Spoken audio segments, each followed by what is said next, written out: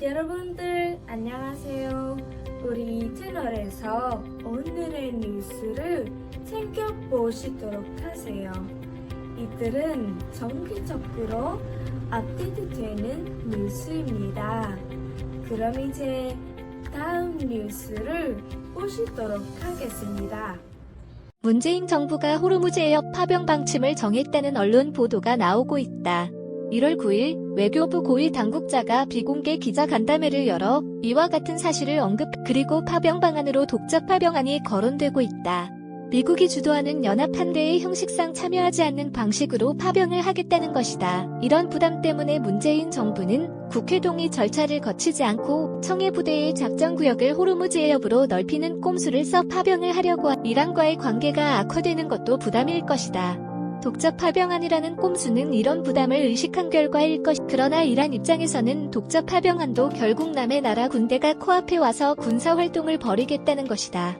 1월 9일 주한 이란 대사는 중앙일보와 한 인터뷰에서 다음과 같이 말했다. 호르무즈 인근 국가가 아닌 타국이 주둔하게 된다면 지역 정세는 불안해질 것이다.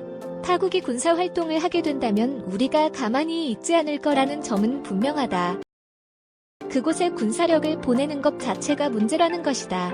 게다가 한국 군함이 그곳에서 독자적으로 행동하리라 기대하기는 호르무즈 해협 바다 위에 내내 떠 있을 것이 아니라면 항구와 보급기지가 필요할 것이다. 미국과 그곳에서 정보를 공유하는 등의 공조 없이 군함 한 척으로 독자 작전을 펴는 것 또한 어려울 것이다. 독자 파병은 덜 위험하다는 착각을 부추기는 대단히 얄팍한 꼼수다. 무엇보다 문재인 정부는 파병을 해서 국민의 안전을 그러나 누구로부터 보호한다는 것인가? 독자 파병도 결국 이란을 겨냥하는 것이고 미국에게 힘을 실어주는 효과를 낼 것이다. 한편 이미 문재인 정부는 여러 언론을 통해 단계적 파병을 거론한 바 있고, 그에 따라 연락장교를 연합함대 지휘 통제부에 파견하려 미국은 이란 최고 사령관 술레이마니를 살해한 행위로 사실상 이란과 전쟁을 선언했다. 그리고 미국은 문재인 정부에게 파병을 거듭 독자 파병된 병력이 연락장교를 매개로 사실상 미국 주도 연합함대와의 공조 속에서 군사활동을 벌일 수도 있다. 우리는 어떤 형식으로든 호르무즈 해협에 군대를 보내는 것에 반대해야 한다.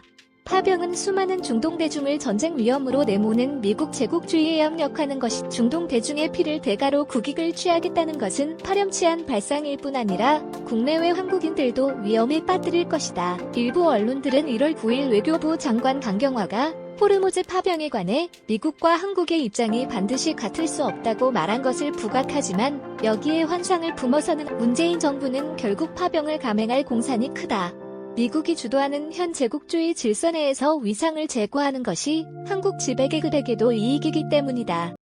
지난해 문재인 정부가 한일 군사 정보보호협정 종료를 선언하고 항일 투사 행세를 하다가 몇 달 지나지 않아 태도를 바꾼 것을 기억해야 한다. 호르무즈 해협 파병은 지난해부터 꾸준히 거론되고 구체화되어 왔다. 파병을 막기 위한 아래로부터의 운동을 건설하는 것이 시급하고 중요하다. 주한 미국 대사 해리 해리스는 1월 7일 KBS 인터뷰에서 한국이 중동에 파병하길 희망한다고 했다. 1월 10일 미국에서 귀국한 청와대 국가안보실장 정혜용은 중동 상황에 대한 미국 측의 상세한 브리핑이 있었다고 말했다. 자유항해, 안전을 위한 국제적 노력을 검토하고 있다. 이는 해상에서 이란을 압박하기 위해 미국이 동원하는 표현이다. 문재인 정부는 이미 청해부대에 대잠 무기를 보강하는 등 파병 준비를 마친 일본은 이미 미국 주도 연합함대에 참가하지 않고 호르무즈 해협 인근으로 병력을 보내고 있다. 문재인 정부는 한, 일 동맹 내에서 한국이 뒤처지는 것을 다만 총선 등 정치적 부담 때문에 파병을 공식화하기 전에 눈치를 보고 있는 듯. 노무현 정부가 2003년 대중적 반대를 무릅쓰고 강행한 이라크 파병을 계기로 위기에 빠졌다는 사실은 당시 청와대 민정수석으로 파병 결정에 참여한 문재인 자신이 누구보다 잘 알고 있을 것이다. 게다가 지금은 미국이 중동에서 더 어려움에 처해 있고 이란은 당시 이라크보다 훨씬 강력